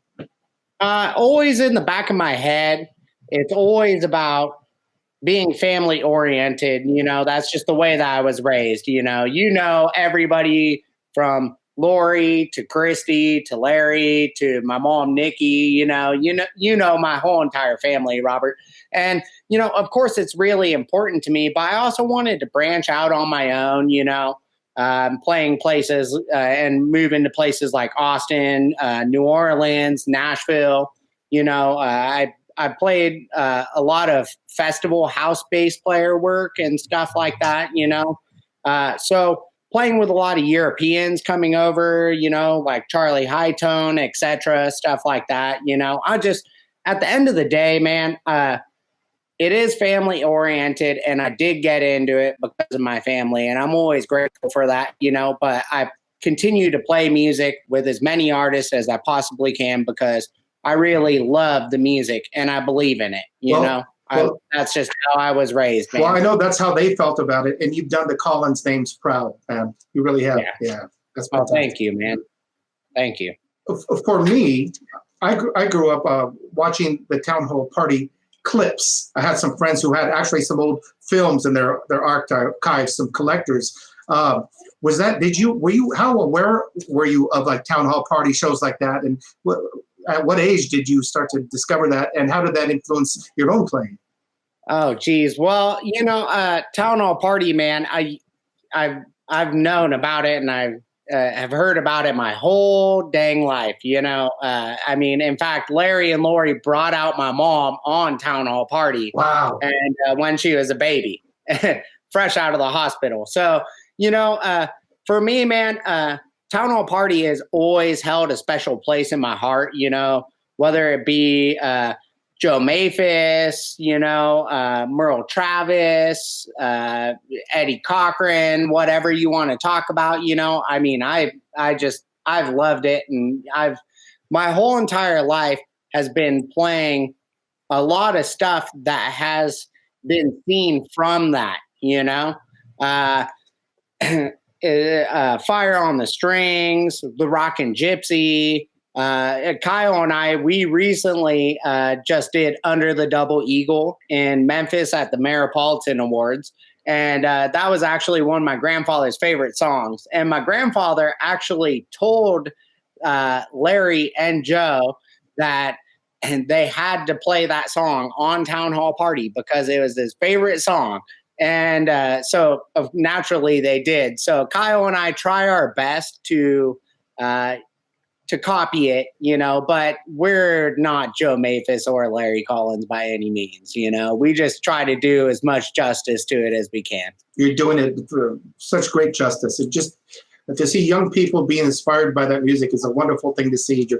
And you're passing it on to the next generation. Oh, yeah. You know, on a side note, the one thing about Town Hall Party I will mention is Marion Hall, man. On the steel guitar, yeah, man. Oh, yeah. Oh, that's my babe, man. I remember being 10 years old and I said to Larry, "Who is that girl?" And he said, "Oh, that's Marion Hall. She's about 7 feet tall." And I said, "Well, Larry, I would climb her like a tree." Wow. I didn't know that she was a tall one. Wow, that's cool, man. Yeah. She had a beautiful she played a Bigsby, didn't she? Had a Bigsby steel guitar there. Yeah. Yeah. And, you know, Fiddling Kate, man, she stole my heart. And, you know, but growing up and just being close to the Maphises and everybody, you know, it's more of a family oriented thing. Like I said, you know, when I look at videos of Town Hall Party, it's all descendants that I'm friends with that I talk to on a regular basis. Dakota, a couple of years ago when Stellar Shows produced Rockin' Town Hall Boogie in tribute to Lori Collins, I'm wondering if there's any special memories you'd like to talk about with getting together with the family to pay that tribute. Well, first of all, Chris did a phenomenal job working with us on that. It was a very special thing. Still, it's really hard for me to talk about Lori without tearing up, like in, Memphis, when you were talking about my family and stuff, and, you could see, man, the passion. It's always a touchy thing, so Chris really worked with us on it, and Stellar Shows pumped out great. I think it was, Josh Sorum, Amber Foxx, of course, Kyle, and Larry, and it was a great show. It was actually very, very difficult for us to do, and it's strange because it was really the first show that we had played since all that happened, I guess that's the way that I'll word it, Yeah. And it was difficult, but it was very nice at the same time because it felt like we were really paying tribute to her, and I remember talking to Larry and talking about how, she's with us and, she's in the room, and, Amber Foxx came up and sang with us, and it was great. I think the energy in the room was really positive. We tried to give Southern California another town hall party pretty much. Oh, that's super cool, man. So Dakota, we watch these old town hall party clips and we see Larry Collins picking and doing his dance moves. And a lot of us who have been lucky, we've seen him in person now doing his thing. But there was a period in between where he found some really big success as a songwriter. Do you know a lot about anything about that part of his career? He teamed up, with a lot of people, too many really to name, but Sandy Pinkard and Alex Harvey, who recently, he just passed the other day, actually. Sorry. I got my cat. The Collins cats. Yeah, the Collins cats. So Alex Harvey, he just passed the other day, actually, and he co-wrote Delta Dawn with Larry. He's written Tulsa Turnaround, Kenny Rogers, we also just lost, a lot.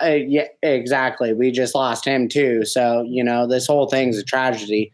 But his whole songwriting career, he wrote and has played with so many different musicians, and the stories that I've heard have been from Roger Miller to Jim Morrison and Ray Manzarek. There's too many stories out there to share. But his whole songwriting career, he's Grammy nominated, CMAs, stuff like that, it's phenomenal. After doing all this other stuff that you're talking about later, that he was forever known mostly for that early Collins Kid stuff, how did he feel about that? Larry and I, we've talked a few times when we were playing shows. We recently had started playing Tulsa Turnaround the way that he had written it.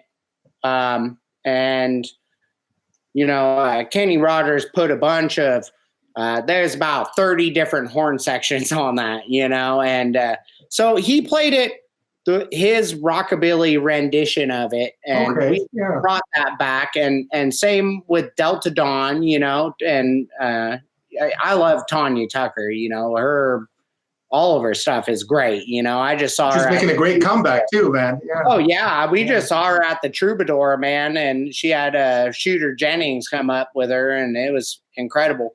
But you know, so the big thing was,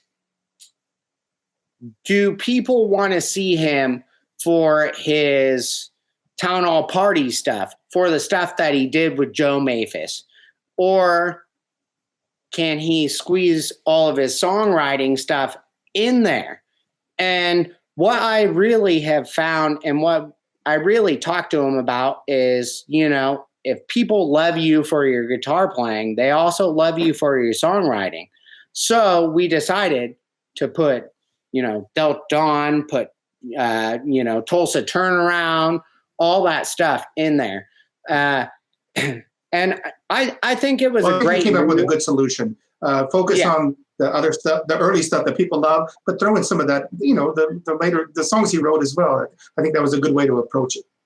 Well, you know, I'm not just saying it because it's my family, but he's probably the best guitar player I've ever met in my life. Yeah. But he is also one of the best songwriters I have ever met in my whole entire life. The amount of talent that he has, he can sit there and him and I can have, you know, steak and eggs and biscuits and gravy, you know, at some random breakfast joint, and he'll sit there and think about 4 or 5 songs in the amount of time that we have breakfast, you know. And he's still writing songs. He's still doing stuff. And, you know, I think it's incredible for his age and the amount of stuff that he has done. He has lived probably about 4 lifetimes, you know? Well, it's great to see you talking about him with such pride. And I know he's equally as proud of you and what you've been doing. So thanks for taking the time to hang out with us a little bit here this afternoon. Yeah, of course. Of course. Anytime. You know, the ranch party comes to you, friends, from the stage of the old town hall. And our leader man, Joe Maphis, the king of the strings, has written a song in honor of town hall. Here he is, Joe Maphis, the band, and the ranch party gang to do the town hall boogie.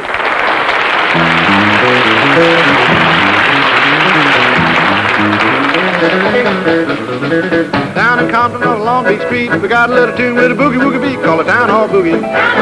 Town Hall Boogie. Everybody doing the Town Hall Boogie now. Well, they come from here and they come from far to hear a little boogie on the steel guitar to the Town Hall Boogie. Town Hall Boogie. Everybody doing the Town Hall Boogie now. Miss Marion Hall and the steel guitar.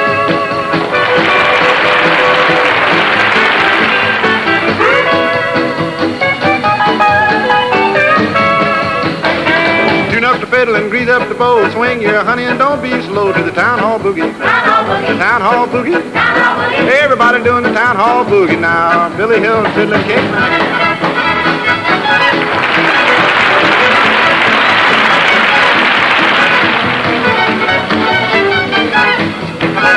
Left hand across the right hand back, grab your gal and fall the jack to the Town Hall Boogie.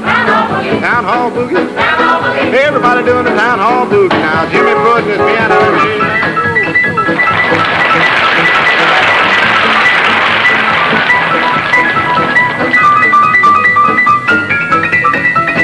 Folks getting ready for miles around. Saturday night they're Town Hall bound to do the boogie woogie. Town Hall Boogie. Everybody doing the Town Hall Boogie now. Pee Wee Adams.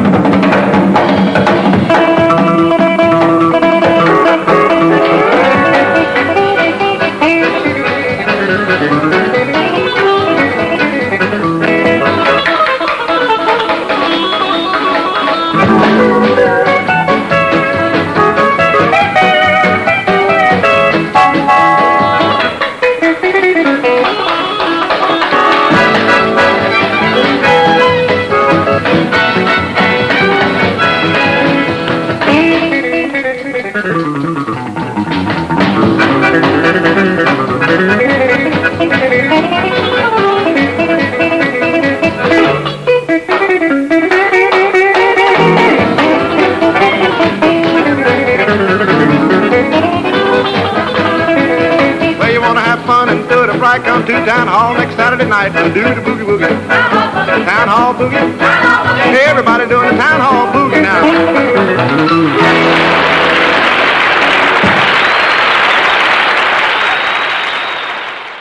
And that was the great Joe Maphis with Town Hall Boogie on Town Hall Party.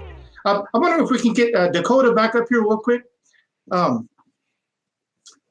Dakota, there's a guy that you've been playing with lately, and we were talking earlier in between shots. You were telling me something that Larry was saying about this cat right now.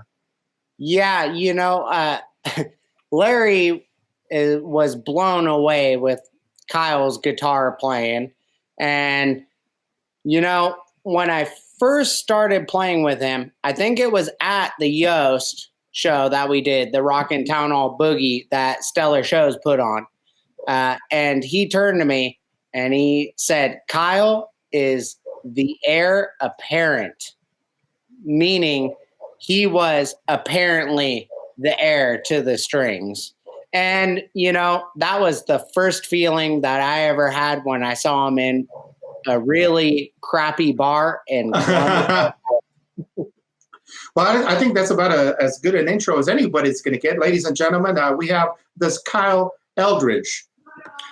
Welcome, my friend. Yeah. It's really great to see you. And I was going to ask you where you're coming in from right now, because I see you all over the place, across the country at different festivals. And sometimes I lose track of where people actually live. So coming to us from Kentucky, you know, watching a clip like that of Joe Maphis playing and some of the other artists we've been featuring from Town Hall Party on this show, I'm wondering, did guys like that influence you growing up? And if so, can you talk a little bit about that?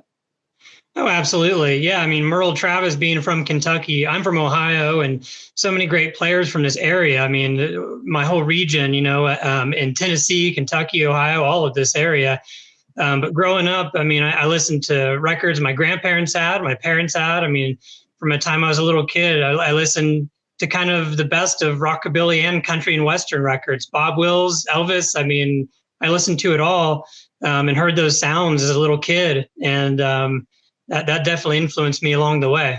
Well, a lot of young people, they kind of rebel against the music that their parents or their grandparents listen to you.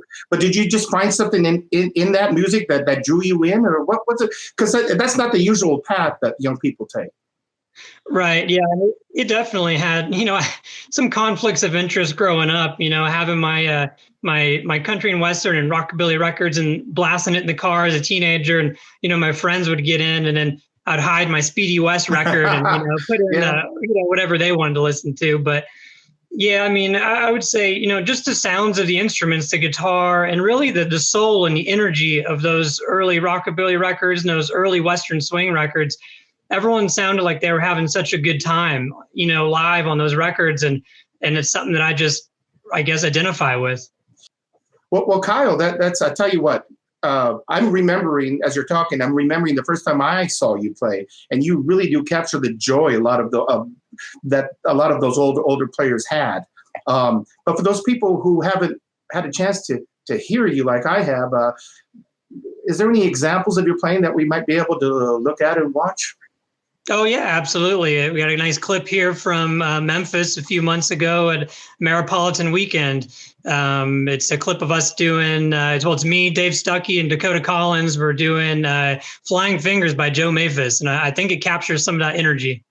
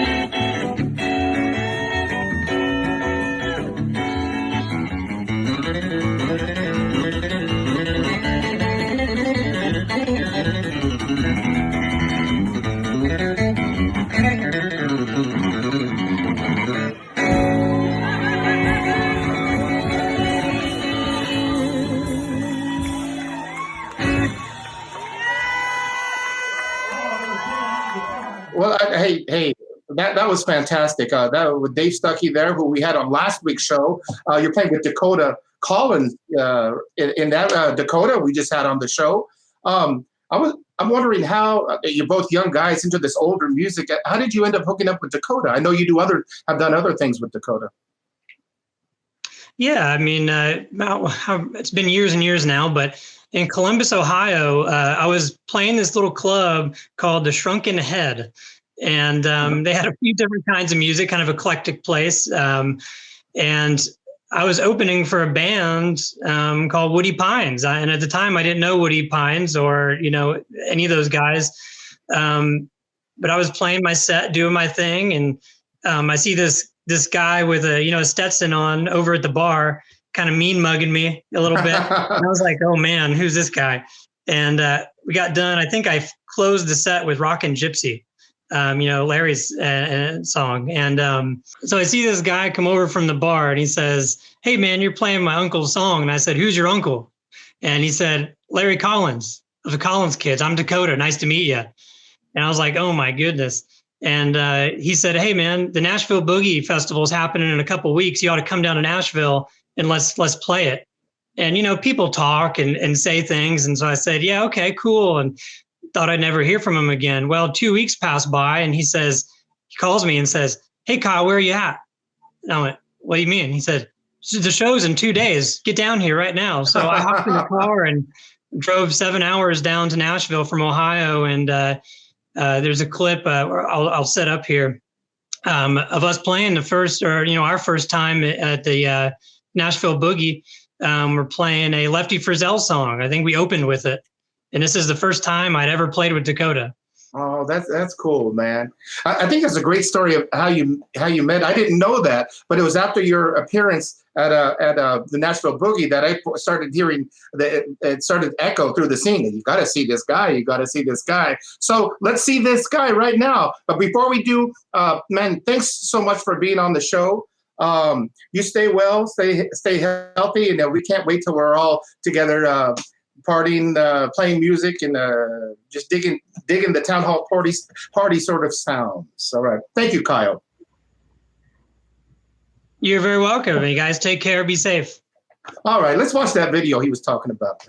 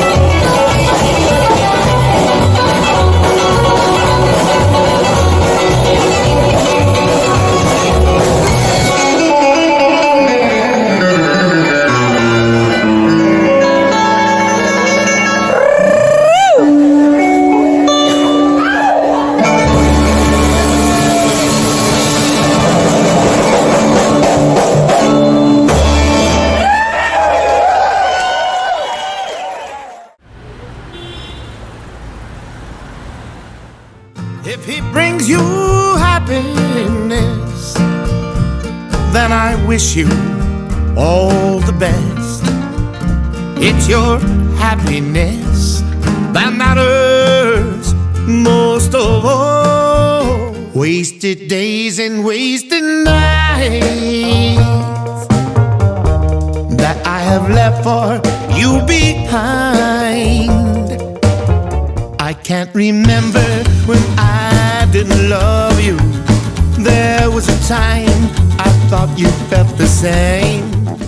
Holy One, you'll never know how much I love you so.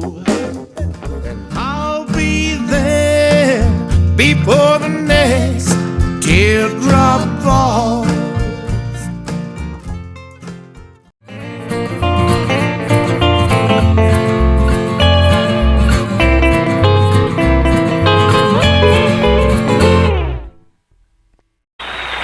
You know, one of the nice things about living on a ranch is that so many friends drop in to see us. Of course, the reason for that is they know here at Ranch Party, there's no latch on the front gate, no lock on the front door. At this time, we have such a vista, a little Miss Jeannie Mack. Dirty Dishes.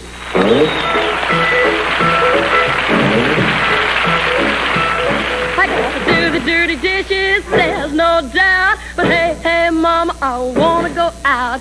Stack 'em up high, let 'em wait. I gotta get ready for a real cool day. Dirty dishes, yeah, dirty dishes. Gonna be a party, lots of rock and roll. Let those dirty dishes go, go, go. Stack 'em up high, let 'em wait. I'll get into when I come back. But right now, mama, can't you see? You're causing me a whole lot of misery. Dirty dishes, yeah, dirty dishes. Gonna be a party, lots of rock and roll. Let those dirty dishes go, go, go. Remember, mama, when you were a teen, somebody was waiting, so you know what I mean. Unchain me, mama, won't you let me go? I promise I'll do 'em tomorrow. Dirty dishes, yeah, dirty dishes. Gonna be a party, lots of rock and roll. Let those dirty dishes go, go, go, go, go, go, go, go.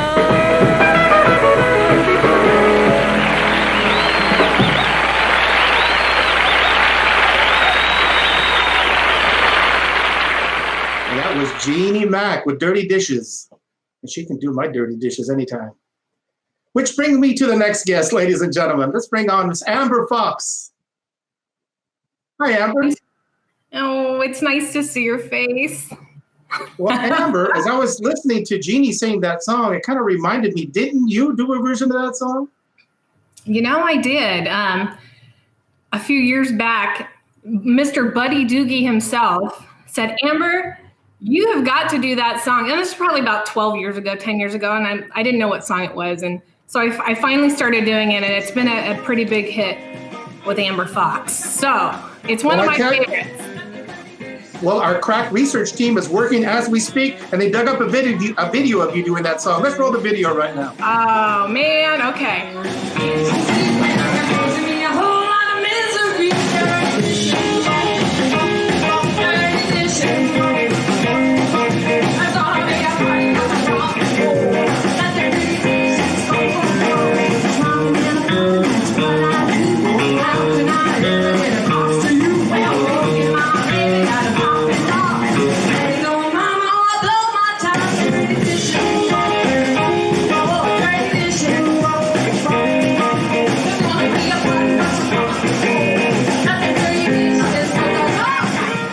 All right, now is Amber Foxx with her version of Dirty Dishes, and I'm not going to say I like it better than Jeannie Mack's version, but I do.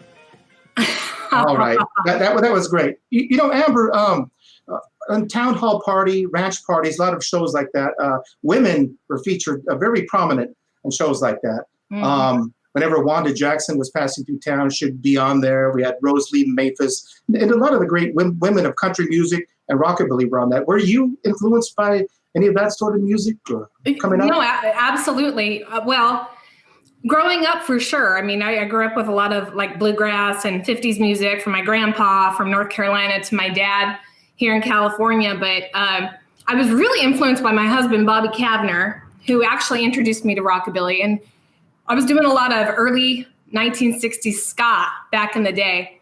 And he introduced me to Janice Martin. And all of a sudden, my world had changed. And this was around 2003. And then Amber Foxx started. So Janice Martin definitely influenced me to start my band, Amber Foxx, as well as, of course, Lori Collins, who's probably my favorite all-time singer from that era. Have you ever had a chance to work with Lori or work alongside of her or cross paths with her at all? I have several pictures with Lori, but unfortunately, I've never really gotten to work with her. But I did get to perform with Larry last year and do a hop, skipping, and jump with him at the Yost Theater that Christopher Burkhardt put on. That was really amazing.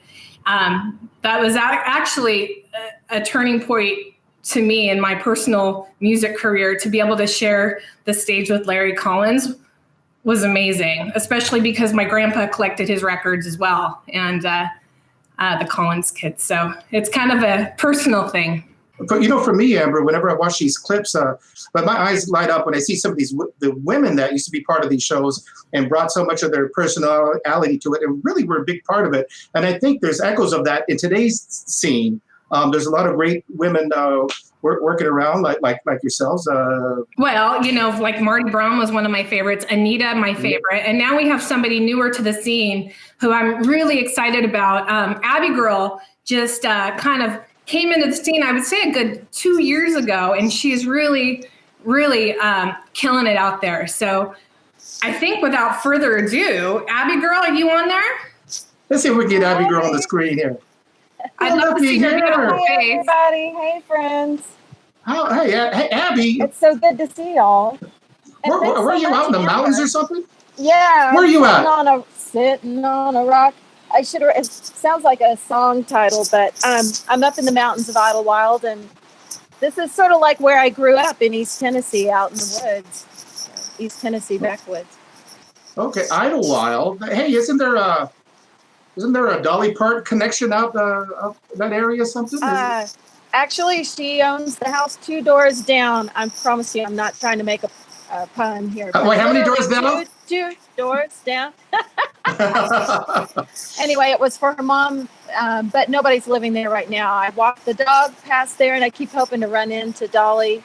People still talk about her walking through the town in her stilettos. Oh, that's super cool. Well, you mentioned like that setting reminded you of back home. Yes. Where you grew up in Tennessee, was it? What part of Jasper, Tennessee, southeast near Chattanooga.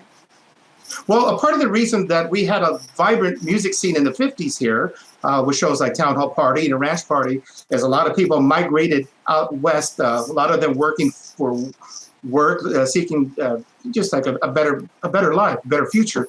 But a lot of the roots of the music comes from where you're from. Did you grow up listening to some of this country music or rural music, the kind of roots music that inspired the stuff that we dig now?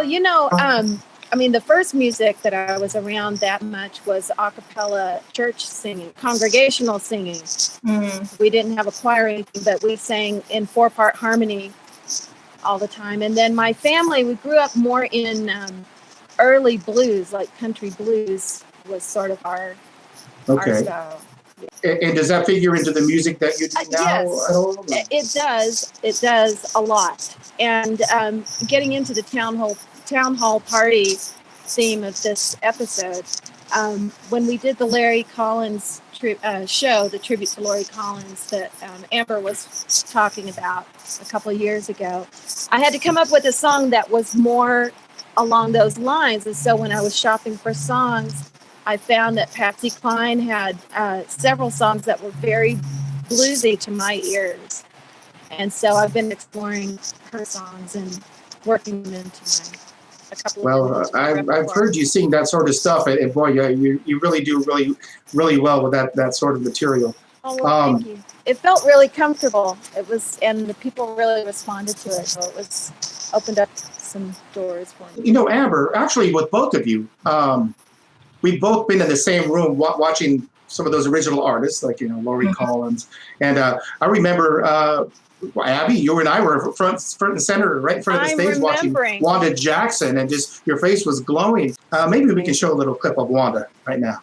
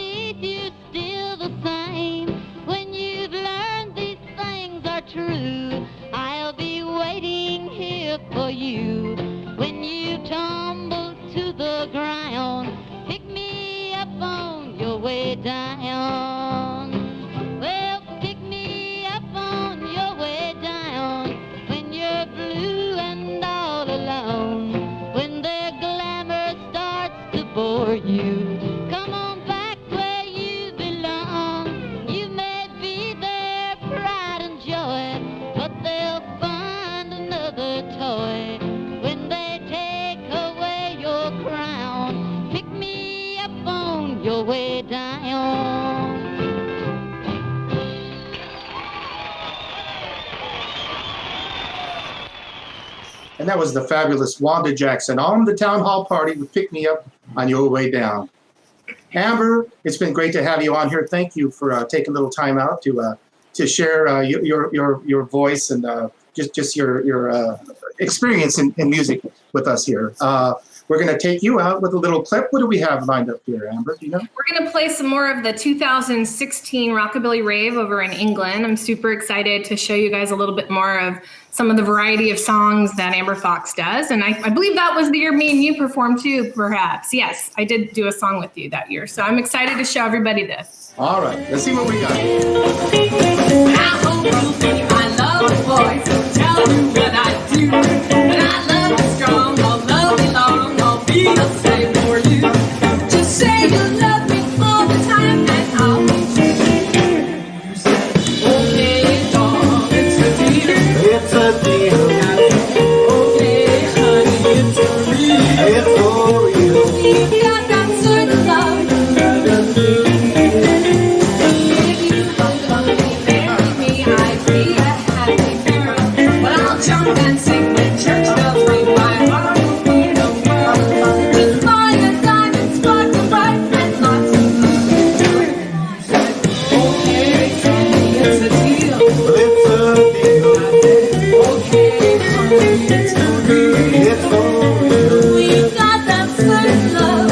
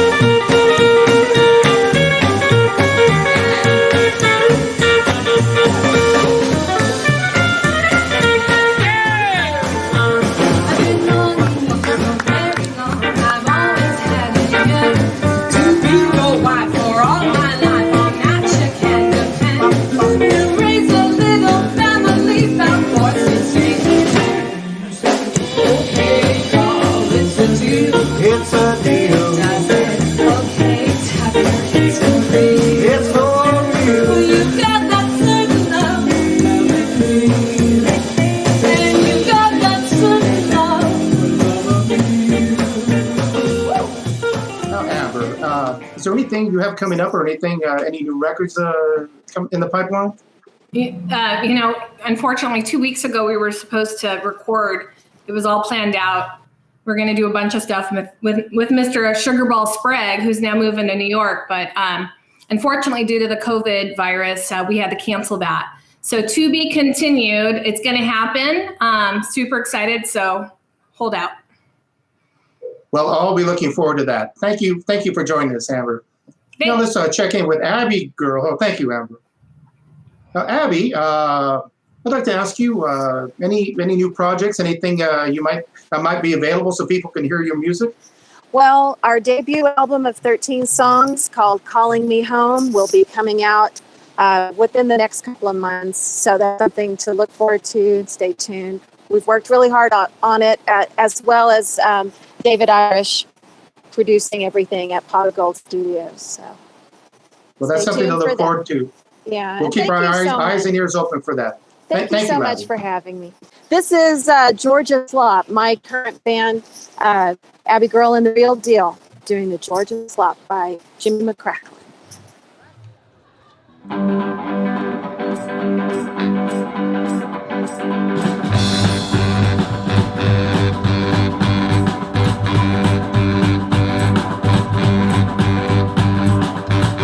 Way down south where Maphis start, they do a dance down there called the Georgia Slop. They all gather around and big leg leaves, and they don't give a hoot about no police.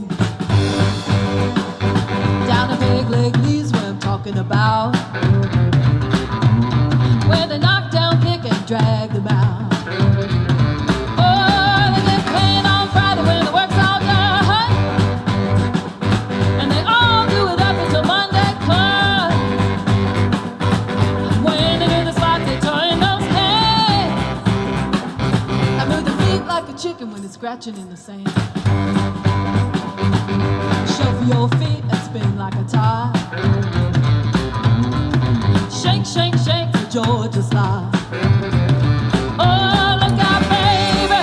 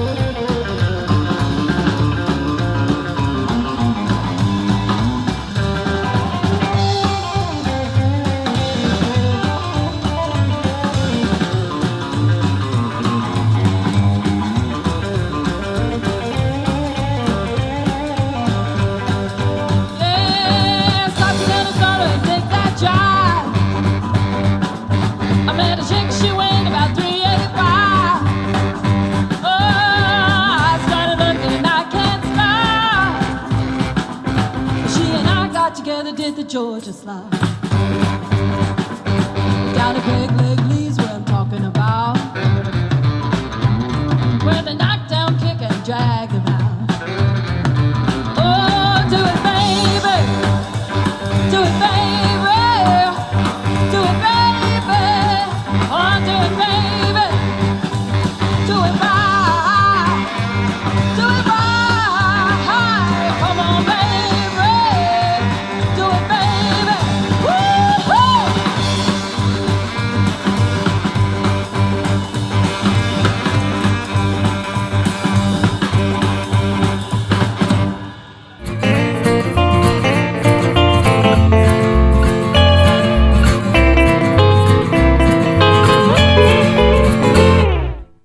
Well, all right. I tell you, it's been some kind of a day, my friends. We can see a little bit of who's been staying with us. And Matt, thank you so much. If you've checked in at any point, thank you. If you're here with us now, thank you. Thank you. If you've donated at sellerjacks.com, thank you. Thank you. Thank you, friends.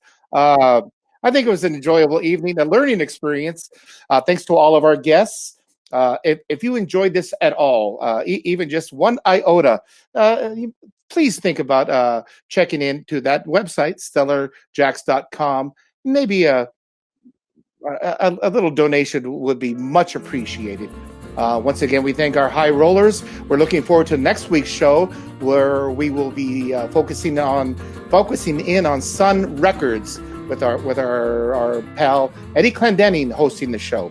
So once again, I'm Big Sandy. Thank you for checking in here to Stellar Shows at Jack's Eclectic American Roots. Today we focused on Town Hall Party. Next week is Sun Records. We're going to keep doing this as long as you're in there with us. And if you like it, let us know. I'm Big Sandy signing out. Thank you so much. Enjoy the rest of your day. I hope you enjoyed our show about the Town Hall Party. They just aren't making them like that anymore. If you like our show and the musicians who are contributing, won't you contribute a generous donation to help them out during this period? Donate now during this live streaming show, or donate whenever you watch the show in the future.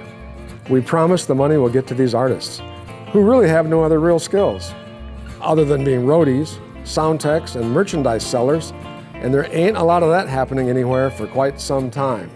My thanks to Big Sandy for hosting this edition of Eclectic American Roots, and to all the artists who are contributing their time and their talent to make it a success. See you next time on Stellar Shows at Jack's.